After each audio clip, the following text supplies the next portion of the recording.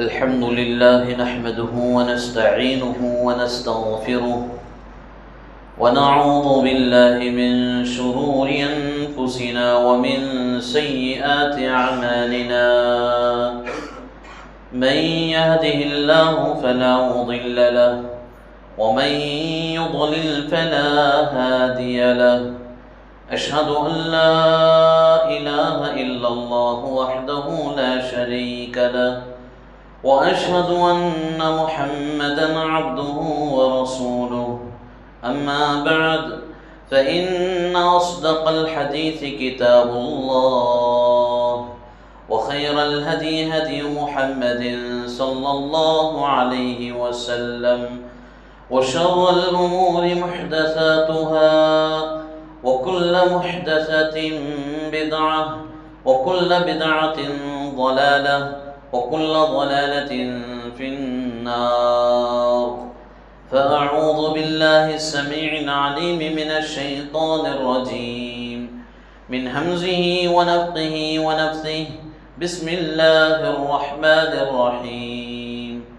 يا أيها الناس اتقوا ربكم الذي خلقكم من نفس واحدة وخلق منها زوجها وبث منهما رجالا كثيرا ونساء واتقوا الله الذي تساءلون به والأرحام إن الله كان عليكم رقيبا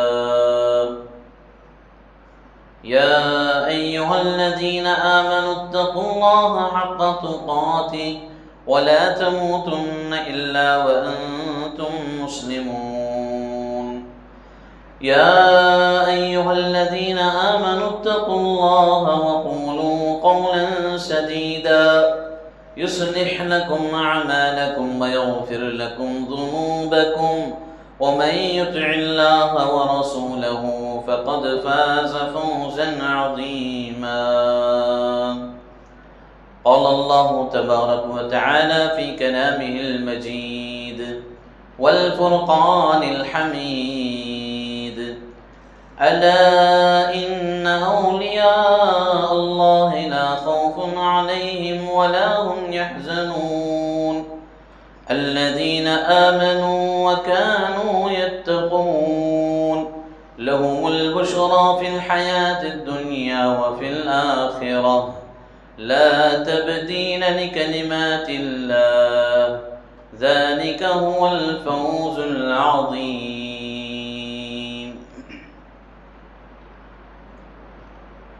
قابل احترام بزرگان دین، نوجوانان اسلام، پردے میں بیٹھی ہوئی عزت مآب اسلامی ماں اور بہنوں، تمام قسم کی تعریف و توصیف، حمد و ثناء، کبریائی و بڑائی اسی اللہ وحدہ لا شریک لہ کے لیے لائق و زیبا ہے، جو ہم تمام کا خالق ہے، مالک ہے، رازق ہے، پالنہار ہے۔ اسی کے حکم سے کائنات کا نظام چلتا ہے، اسی کے حکم سے فرما بردار اور نافرمان کو روزی نصیب ہوتی ہے، اور اسی کے حکم سے آسمان و زمین اپنے ایک دوسرے کے کاموں میں تبدیل ہوتے ہیں۔ الغرض انگنت و لا تعداد درود و سلام نازل ہو تمام انبیاء کرام پر، بالخصوص شفیع المذنبین، خاتم النبیین، سید المرسلین، رحمت للعالمین، آمنہ کے در یتیم محمد رسول اللہ صلی اللہ علیہ وسلم پر۔ اللہ تعالیٰ کی بے انتہا رحمتیں، سلامتیں نازل ہوں تمام صحابہ و صحابیات رضوان اللہ علیہم اجمعین پر، تابعین، تبع تابعین، ائمہ، مجتہدین، فقہاء و محدثین، سلف صالحین پر۔ قابل احترام حاضرین جمعہ،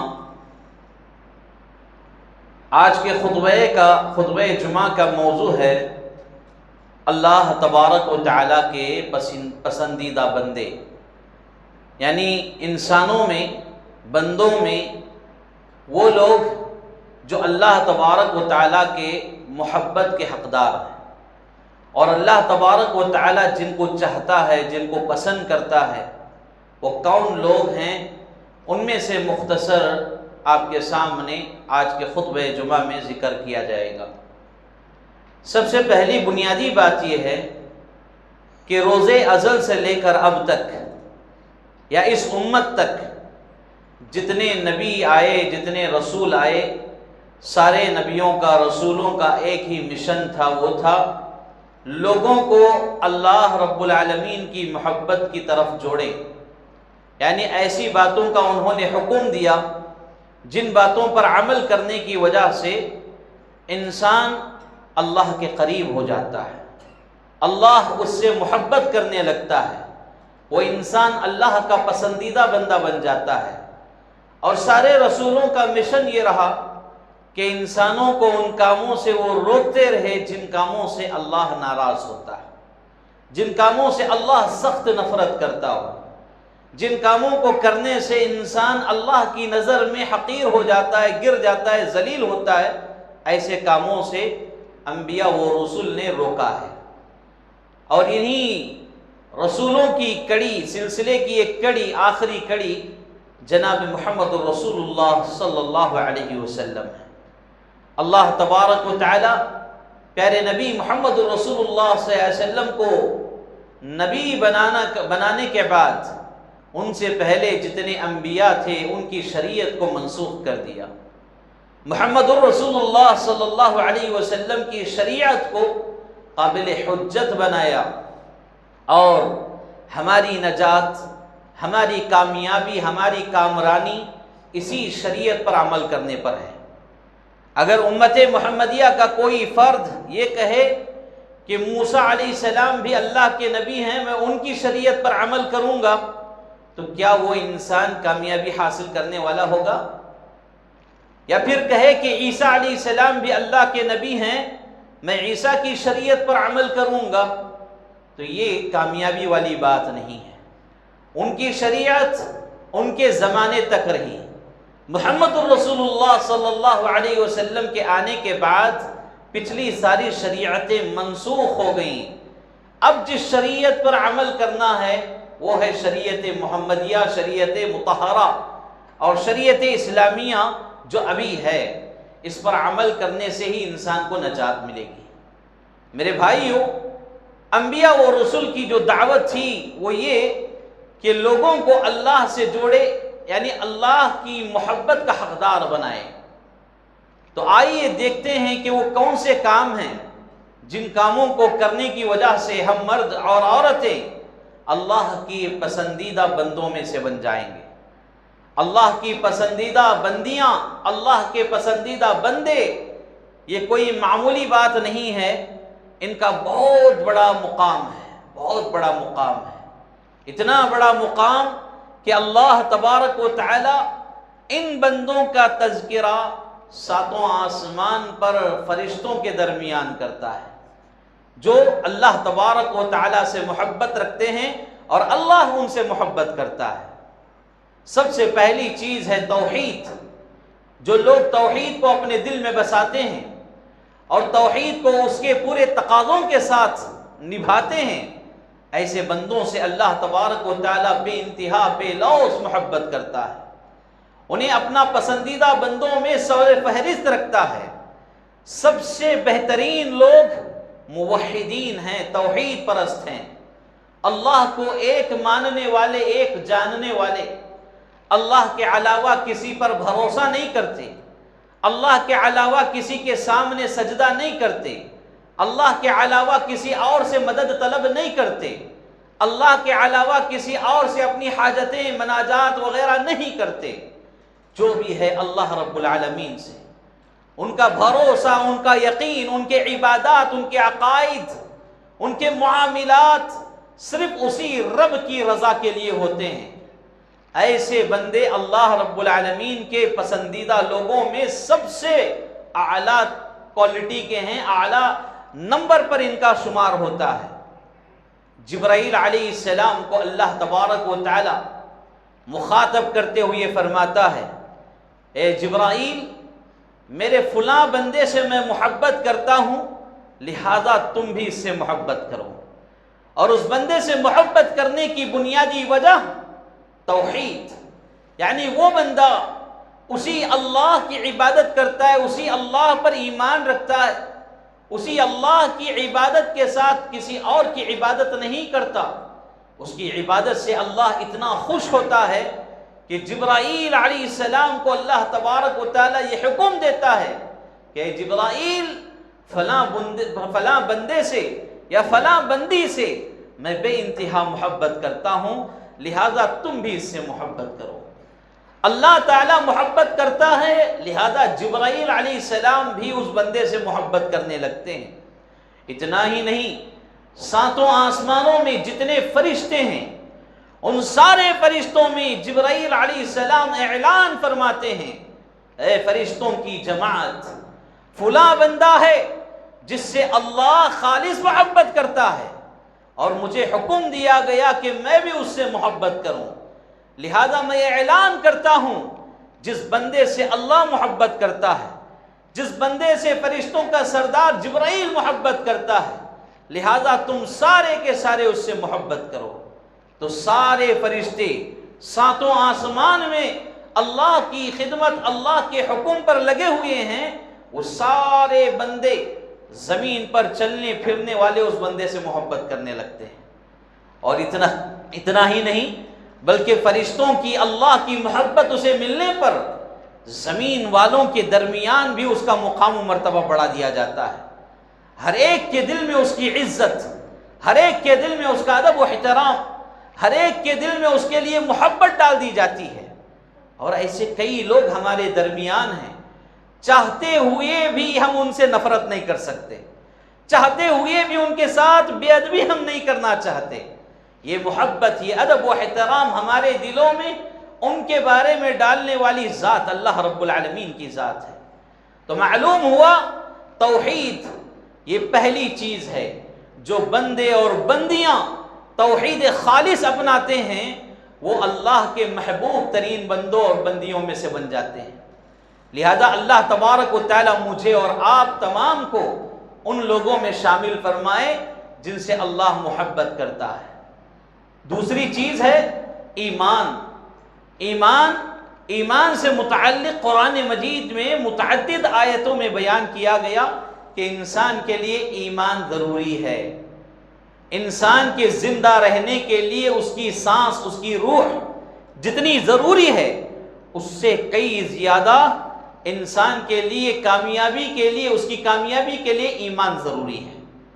ایمان، اللہ پر ایمان، فرشتوں پر ایمان، اس کی کتابوں پر ایمان، اس کے رسولوں پر ایمان، آخرت کے دن پر ایمان، اچھی اور بری تقدیر پر ایمان، یہ ساری چیزیں اور ان کا تقاضا نبھاتے ہوئے آدمی ایمان اپنائے۔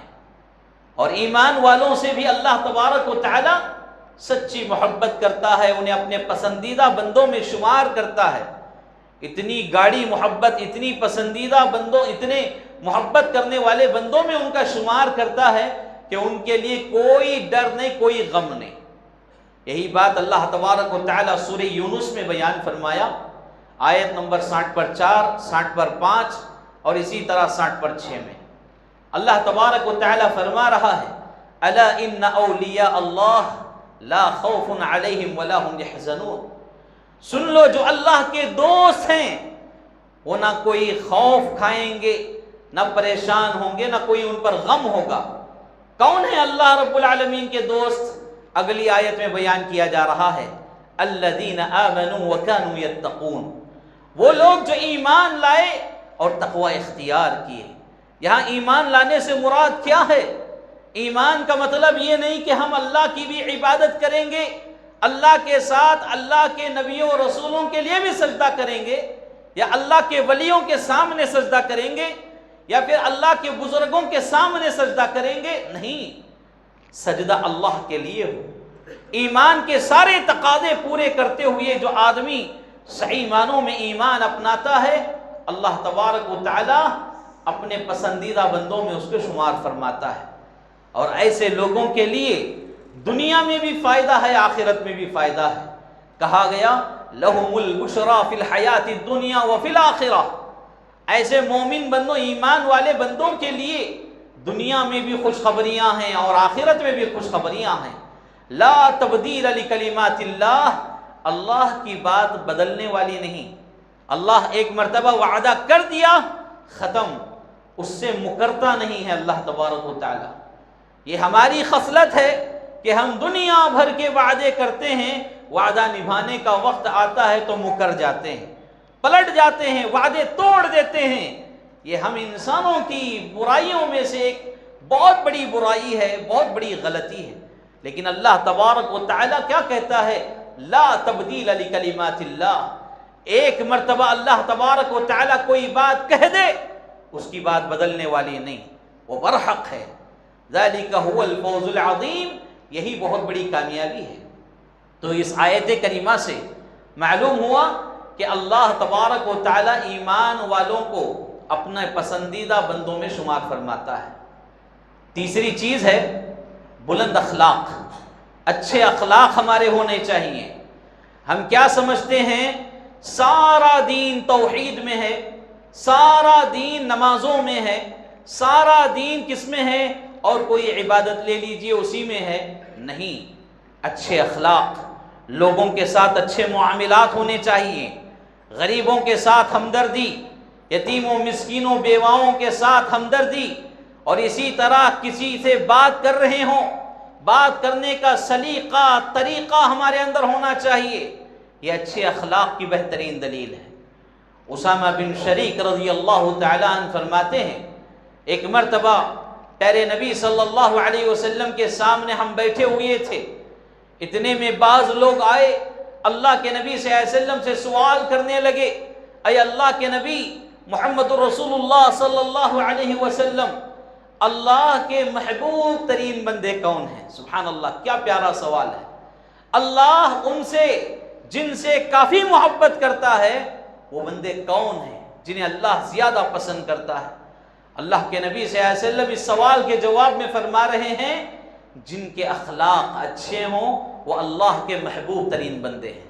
سب سے زیادہ پسندیدہ بندے اللہ کے وہ ہیں جن کے اخلاق اچھے ہیں۔ اخلاق اچھے ہونے کا مطلب کیا ہے؟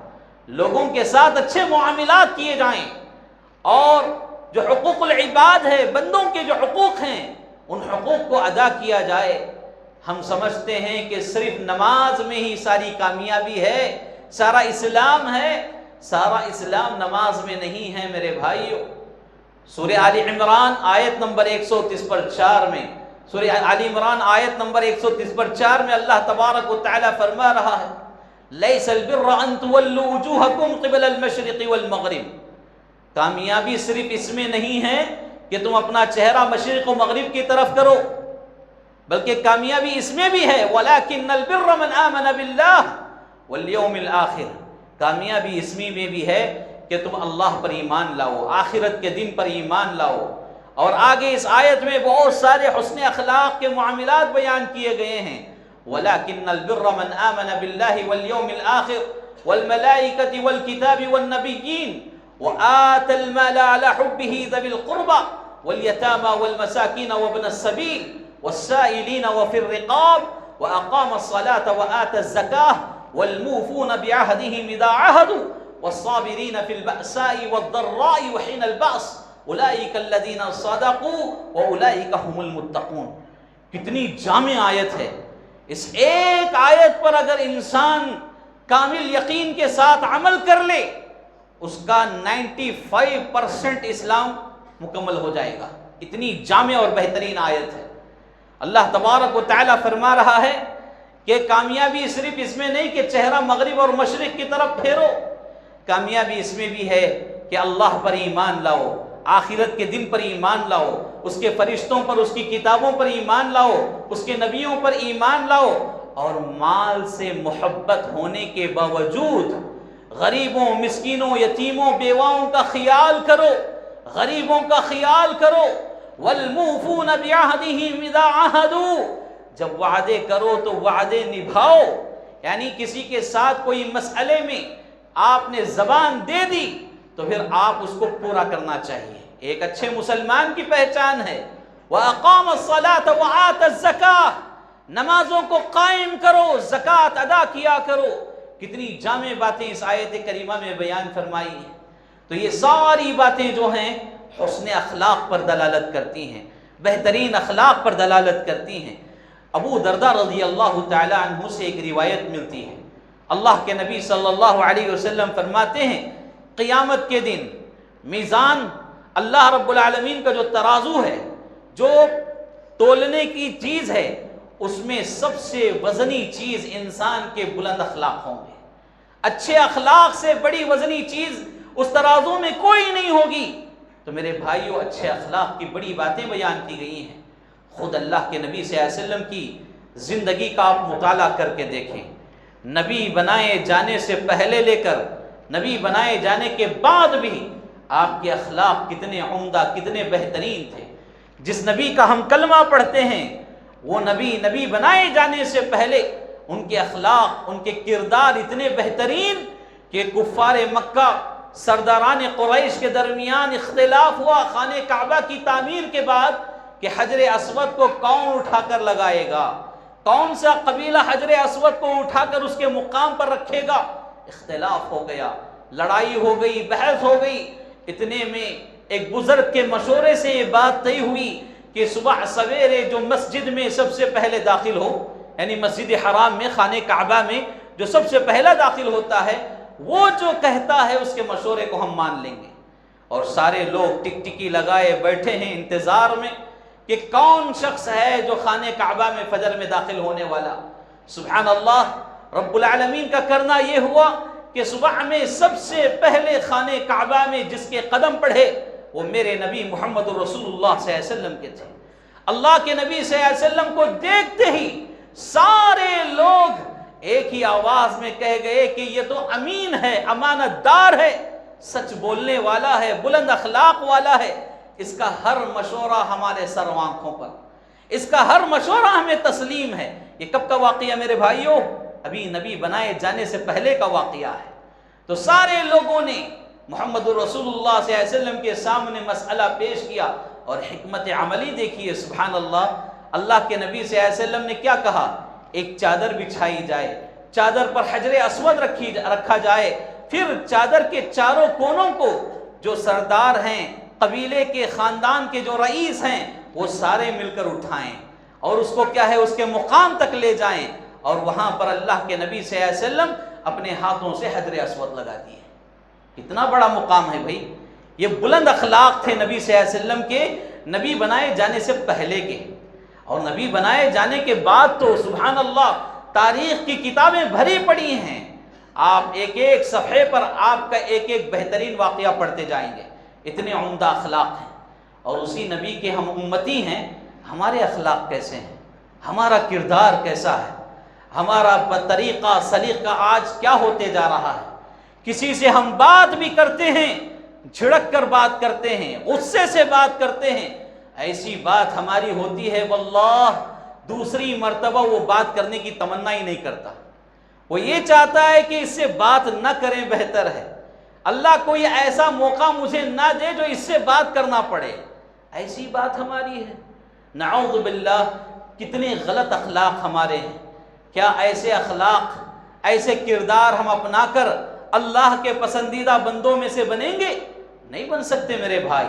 اللہ کے پسندیدہ بندوں میں اگر ہمارا شمار ہونا ہے، ہمارے اخلاق کو درست فرمائیں۔ کردار سازی اسلام کا ایک انمول سبق ہے، اسلام میں ایک بہترین تعلیم ہے ہمارے اخلاق، ہمارے کردار۔ جو شخص جس کے اخلاق سے اس کا پڑوسی مطمئن ہے، اس کے گھر والے مطمئن ہیں، ایسے شخص کو اللہ کے نبی صلی اللہ علیہ وسلم نے جنت کی گارنٹی دی ہے۔ اب ہماری زبان کا معاملہ لے لیں، ہمارے ہاتھ پیر کا معاملہ لے لیں، یہاں تک کہ ہماری سوچ کا بھی معاملہ لے لیں، سوچ کے اعتبار سے بھی ہم صحیح مسلمان نہیں ہیں آج۔ سوچ کے اعتبار سے بھی اللہ کے نبی صلی اللہ علیہ وسلم تو یہاں تک بیان کیے کہ حقیقی مومن، حقیقی مسلمان وہ ہے جس کے ہاتھ پیر سے دوسرا مسلمان محفوظ رہے، جس کی زبان سے دوسرا مسلمان محفوظ رہے۔ ہم تو ان باتوں کو چھوڑ دیے، ہاتھ پیر سے تو تکلیف دیتے ہی ہیں، زبان سے تکلیف پہنچاتے تو ہیں، آج ہماری سوچ بھی اسلامی نہیں ہے، تو ہم کہے کہ مسلمان، کہاں کے مسلمان؟ ہم کسی کے بارے میں سوچتے بھی ہیں بڑا گندا سوچتے ہیں، باطل نظریہ رکھتے ہیں، ہمیشہ نگیٹو ذہن ہمارا ہوتا ہے۔ نگیٹو ذہن سے اسلام منع کرتا ہے۔ بالخصوص خواتین اپنی سوچ کو صاف و شفاف رکھیں، تبھی زندگی خوشگوار بنے گی۔ اور مردوں میں وہ احباب جو ہمیشہ اپنے آپ کو میں انا کی لت میں لگے ہوتے ہیں، مجھ سے بڑا کوئی نہیں، مجھ سے زیادہ عقل مند کوئی نہیں، مجھ سے زیادہ چالاک کوئی نہیں، مجھ سے زیادہ ہوشیار کوئی نہیں، میری ہی بات، میرا ہی قول، میرا ہی کلام فیصلہ کن ہے۔ ایسا تصور کرنے والے لوگوں سے یہ بات بتائی جا رہی ہے، اپنے اخلاق سنبھالیں، اپنی سوچ بدلیں، اپنا کردار بدلیں، اپنے ہاتھ پیر کو محفوظ رکھیں دوسرے مسلمانوں کو تکلیف پہنچانے سے، تبھی ہم اللہ کے پسندیدہ بندوں میں سے بن سکتے ہیں۔ ایک اور چیز ہے صبر، یہ چوتھی چیز ہے جس کو اپنانے پر لوگ چاہے مرد ہو کہ عورت اللہ کے پسندیدہ بندے اور بندیوں میں سے بن سکتے ہیں۔ اسی لیے اللہ تبارک و تعالیٰ نے ان لوگوں کے ساتھ رہنے کا وعدہ کیا جو صبر کرنے والے ہیں۔ یا ایھا الذین آمنوا استعینوا بالصبر والصلاۃ ان اللہ مع الصابرین، اے ایمان والو جب کبھی مصیبت آئے، پریشانی آئے، آفت آئے، کوئی مسئلہ آئے، نماز کے ذریعے، صبر کے ذریعے اللہ کی مدد طلب کرو۔ ان اللہ مع الصابرین، یقیناً اللہ تبارک و تعالیٰ صبر کرنے والوں کے ساتھ ہے۔ کیا اس معاملے پر آج ہم عمل کرنے والے ہیں؟ چھوٹا مسئلہ ہماری زندگی میں رونما ہو جائے، اسلامی تعلیمات کو ہم بازو رکھ دیتے ہیں اور ہم جذباتی ہو جاتے ہیں، غصے والے ہو جاتے ہیں۔ صبر کا مادہ آج مردوں میں بھی نظر نہیں آتا، خواتین میں بھی نظر نہیں آتا۔ اگر صبر کرنے والے ہوتے، زندگی پرسکون ہوتی، خوشگوار ہوتی۔ کیوں؟ ایسے لوگوں کے ساتھ اللہ ہوتا ہے۔ اللہ ساتھ ہونے کا مطلب اللہ ان کے ساتھ لگا ہوا ہوتا ہے یہ نہیں ہے۔ اللہ کی غیبی مدد، اللہ کی نصرت، اللہ کی فلاح و بہبودی، اللہ کی رحمتیں، برکتیں، سعادتیں ان صبر کرنے والوں کے ساتھ ہوتے ہیں۔ اب جتنی چیزیں ان کے ساتھ ہوں، ان کا کون کیا بگاڑ سکتا ہے؟ انہیں کون نقصان پہنچا سکتا ہے؟ ایک دوسرے مقام پر اللہ تعالیٰ تو صبر کرنے والوں کے ساتھ محبت کا اظہار فرماتے ہوئے کہہ رہا ہے واللہ یحب الصابرین، اللہ تبارک و تعالیٰ صبر کرنے والوں سے محبت کرتا ہے۔ اللہ اکبر، اللہ جس سے محبت کرے اس کا کیا مقام ہوگا بھائی۔ آج عمرے پر چلے جائیں، حج پر چلے جائیں، وہاں کا بادشاہ یا وہاں کا پرنس آئے اور خصوصیت کے ساتھ آپ سے ملاقات کرے، آپ سے ملاقات کرے، آپ سے محبت کا اظہار کرے، تو آپ کی خوشی کیا ہوگی؟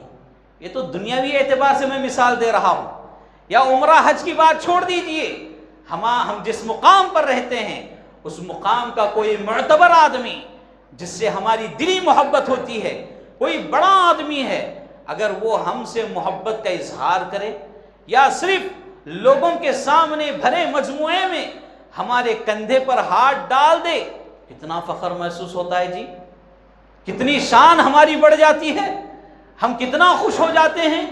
جبکہ اللہ تبارک و تعالی جس نے ساتوں آسمان و زمین بنائے، کائنات بنائی، اور اس کا ذرہ ذرہ اسی کے حکم پر چلتا ہے، ایسا رب جو آج بھی کل بھی ہمیشہ وہ مالک ہے، حقیقی مالک ہے، حقیقی بادشاہ ہے، اگر وہ یہ کہے واللہ یحب الصابرین، صبر کرنے والوں سے میں محبت کرتا ہوں۔ اللہ اکبر، اللہ مجھے اور آپ تمام کو ان بندوں میں شمار فرمائے جن سے اللہ یہ جملہ کہہ رہا ہے، محبت کا جملہ، آمین۔ اور اسی طرح صبر کے معاملے میں یہ بات میں عرض کرتا چلوں، آج ہمارے گھروں کا سکون برباد جو ہو رہا ہے وہ صبر کی نہ ہونے کی وجہ سے، یہ بنیادی نقطہ ہے، آپ یاد رکھیں۔ ستانا، پریشان کرنا، ظلم و سیادتی کرنا، یہ تو بہانے ہیں، یہ حیلے ہیں۔ اگر سامنے والوں میں صبر نہیں ہے تو پھر یقین مانیے وہ گھر کا سکون تباہ و برباد ہو جاتا ہے۔ آج ہمارے گھروں میں چھوٹے چھوٹے عمر کی بچیاں ہیں جن کا طلاق ہو گیا، یا پھر وہ صبر کیے بغیر خلا لے لیے. کتنے اہم مسئلے ہیں, کتنے مسائل ہیں ہمارے گھروں میں. اور یہ تو چھوٹی باتیں ہوئیں. بعض لوگ چھوٹی مصیبت آئی کہ نہیں, صبر نہیں کرتے, کہاں چلے جاتے ہیں؟ پیروں کے پاس, باباؤں کے پاس, ولیوں کے پاس, جو جھوٹے ولی ہیں, جھوٹے پیر ہیں, یہ امت کے سب سے بڑے چور, ڈاکو, چکے ہیں. ان کے پاس جاتے ہیں, تعویذ پلیدے وغیرہ لاتے ہیں, تغرے لاتے ہیں, گھروں میں لا کر لٹکا لیتے ہیں, نیمبواں, مرچیاں, کیا کیا لگا لیتے ہیں. یہ صبر ہے؟ صبر نہیں ہے. صبر بہت ہی اہم چیز ہے. ہر مصیبت پر صبر کر لے, اللہ تبارک و تعالی جنت کا وعدہ کیا ہے. ایک کالی کلوٹی حبشیہ خاتون اللہ کے نبی صلی اللہ علیہ وسلم کی خدمت میں آتی ہیں, عرض کرتی ہیں اللہ کے نبی صلی اللہ علیہ وسلم مجھے مرگ کی بیماری ہے, اگر وہ بیماری مجھ پر لاحق ہوتی ہے تو میں زمین پر بے ہوش ہو کر گر جاتی ہوں, اور اس وقت میرا کپڑا میرے سطر سے اٹھ جاتا ہے. یہ میرے لیے بڑی مشکل بات ہے. آپ دعا فرمائیے کہ اللہ تبارک و تعالی مجھے شفا دے دے. اللہ کے نبی صلی اللہ علیہ وسلم پوری باتیں خاموشی کے ساتھ سنتے رہے. پھر کہا کہ میں دعا تو کروں گا, اور دعا کرنے کے بعد تجھے تیری بیماری سے شفایابی بھی مل جائے گی, لیکن اگر تو صبر کرتی ہے اس پر تو تجھے جنت ملے گی. کیا ملے گی؟ جنت ملے گی. اب فیصلہ تیرے ہاتھ میں ہے, تجھے شفا چاہیے یا جنت چاہیے. اس وقت کی صحابیات کا بھی ایمان دیکھو. ہماری خواتین کے لیے یہ حدیث ایک درس بن سکتی ہے. خواتین اس حدیث پر غور کریں. اللہ کے نبی صلی اللہ علیہ وسلم فرما رہے ہیں اگر صبر کرے گی تو جنت ملے گی, دعا کر دوں تو شفا ملے گی. شفا چاہیے یا جنت چاہیے؟ صحابیہ فرماتی ہیں اللہ کے نبی صلی اللہ علیہ وسلم مجھے جنت محبوب ہے, جنت پیاری ہے اس دنیا کی بیماری سے. میں اس بیماری پر صبر کر لوں گی. آپ اتنی بڑی بات کہہ دیے کہ صبر کرنے پر مجھے جنت ملے گی, تو میں صبر ضرور کروں گی اور مجھے جنت چاہیے, شفا نہیں چاہیے. لیکن اتنا دعا کیجئے کہ جب وہ بیماری مجھ پر لاحق ہو جائے کم از کم میرا کپڑا میرے سطر سے نہ ہٹے. اللہ اکبر, کتنی بڑی بات ہے. آج ہماری عورتوں میں یہ صبر ہے؟ نہیں ہے. بہت کم عورتوں میں, الا ماشاء اللہ جو دیندار عورتیں ہیں ان کے اندر ایسا صبر دیکھنے کو ملتا ہے.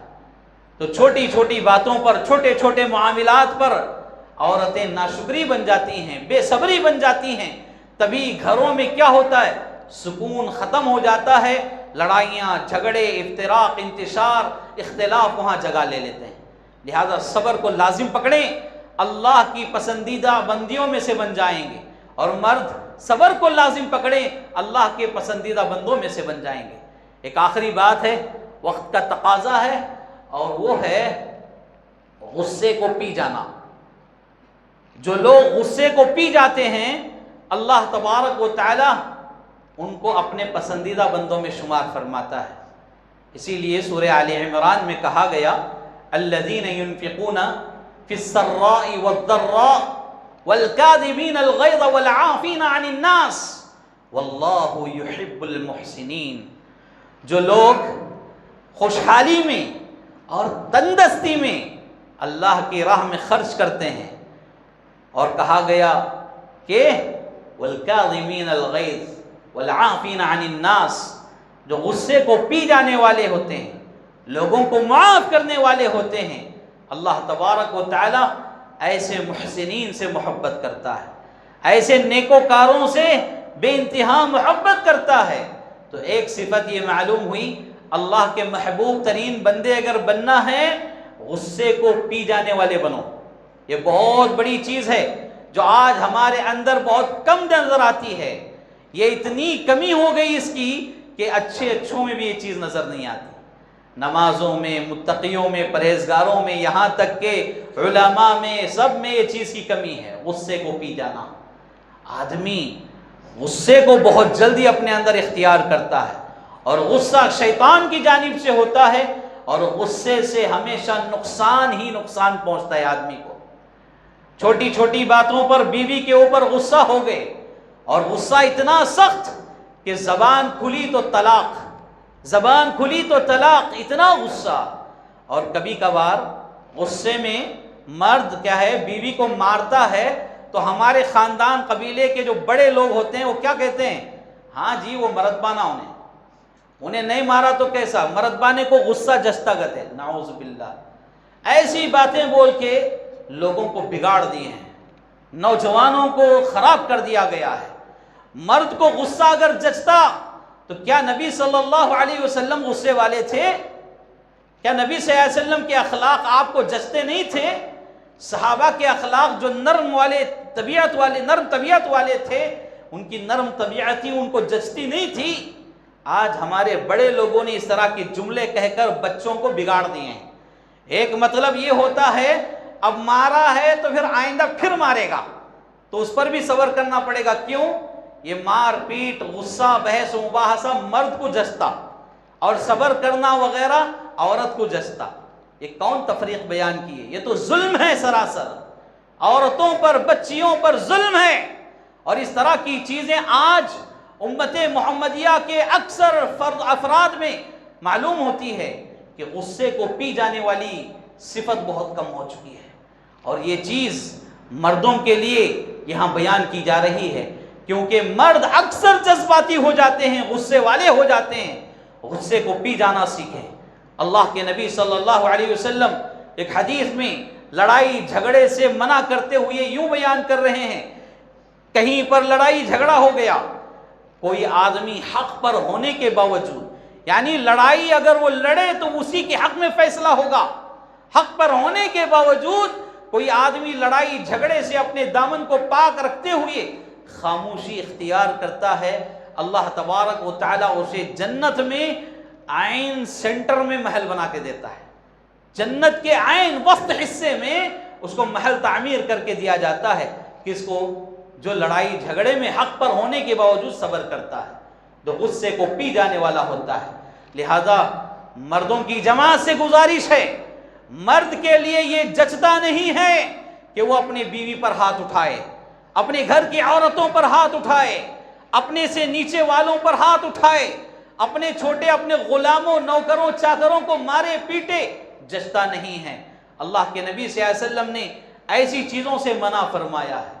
تو وقت کا تقاضا ہے، یہ 5 بنیادی باتیں آپ کے سامنے رکھی گئی ہیں، 5 اہم صفات ہیں جن صفات کو اگر ہم اپنے عملی زندگی میں لائیں گے، یقین مانیے میں اور آپ اللہ کے پسندیدہ بندوں میں سے بنیں گے.